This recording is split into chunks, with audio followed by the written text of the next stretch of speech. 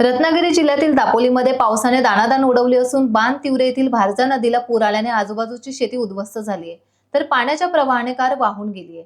उनवरे खाडीचे पाणी शेजारील गरम पाण्याच्या कुंडांमध्येही शिरले।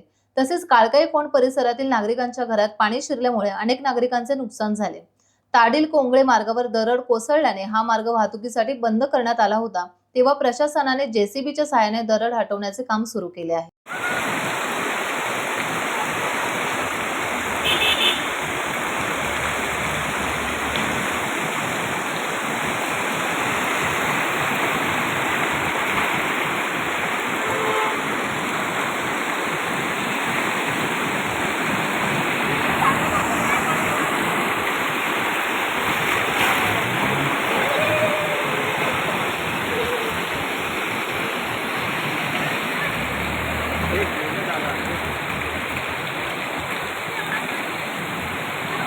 टाइम्स डिजिटलला लाईक करा, सबस्क्राईब करा, शेअर करा आणि बेल आयकॉन दाबायला विसरू नका। पाहत रहा टाइम्स डिजिटल।